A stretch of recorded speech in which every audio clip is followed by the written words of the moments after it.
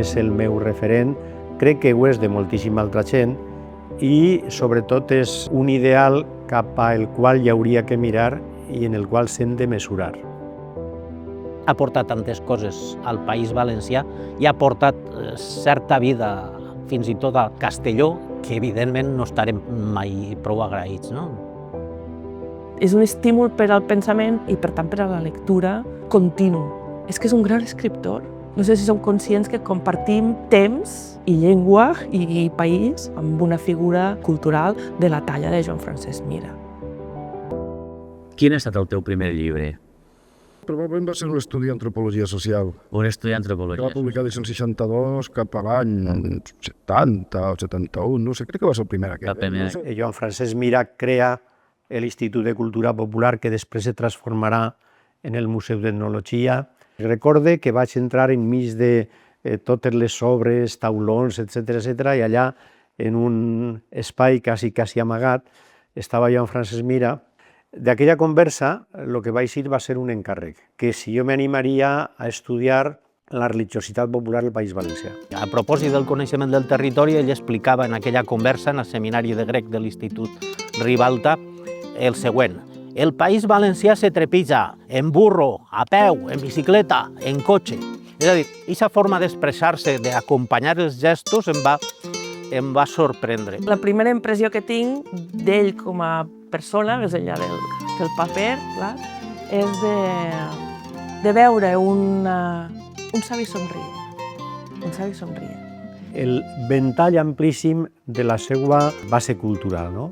És a dir, que era una persona que tenia una formació clàssica grandíssima, tenia un coneixement literari de la cultura valenciana, però també de la cultura universal, i tot això se trobava sempre en totes les obres. És a dir, ell no és un antropòleg exclusivament, no és un assagista exclusivament, no és un novel·lista, no és un traductor, però ho és tot en això. Ha estudiat aquest qui som, què som, no? I no se ho ha quedat, sinó que ens ho ha ofert en diverses formes literàries, des de l'assaig estricte com des de l'escriptura periodística, aquestes condensacions assagístiques que són els seus articles, que és que n'hi ha que són tan rodons que te'l llegeix i et mors d'enveja.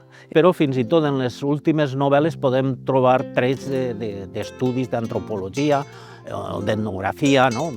Nosaltres, al llegir aquestes obres, trobem tota la riquesa del domini que ell té de la llengua culta, però també de la llengua utilitzada al carrer, en el seu treball de camp.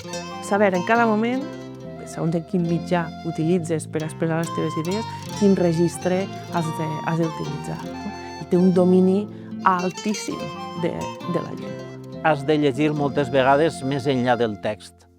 Has de fer inferències per a veure les implicatures que s'amaguen, no?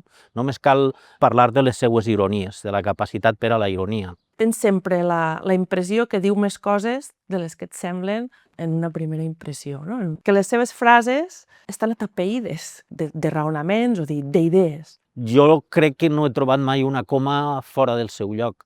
És a dir, és un perfeccionista de la redacció escrita, no? També de l'oratòria, és a dir, és un gran orador, un bon personatge per escoltar-lo, però a més sap escriure i sap molt de l'escriptura.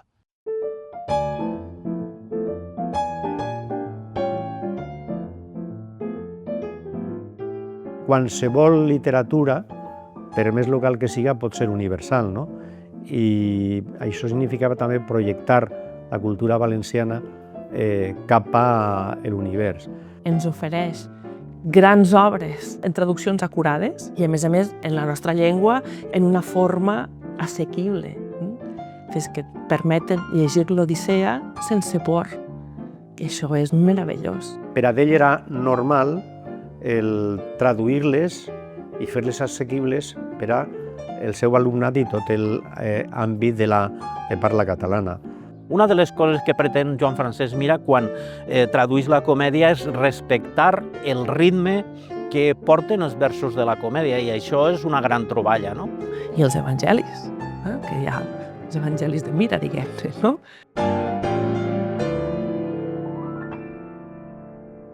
El 36è Premi d'Honor de les Lletres Catalanes, el senyor Joan Francesc Mira.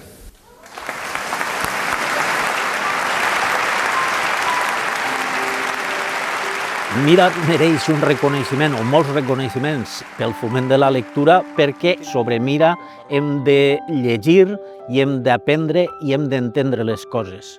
Amb els llibres de Joan Francesc Mira tens aquesta necessitat d'explicar-ho a la veïna, de dir-li, és que llis això que et farà bé, és que quan acabes no ets la mateixa persona. I jo crec que quan estudiem història de la literatura al País Valencià estudiarem la narrativa de Joan Francesc Mira i l'assaig, per descomptat. Gràcies per transmetre'ns aquesta seguretat en la nostra cultura i en la nostra capacitat de crear bellesa, de crear pensament i de transmetre'l. Escriure en la teua llengua, cultivar la teua llengua, és d'alguna manera allò que li pertoca fer a la gent que viu i treballa al País Valencià. Jo crec que tot es condensaria en un gràcies.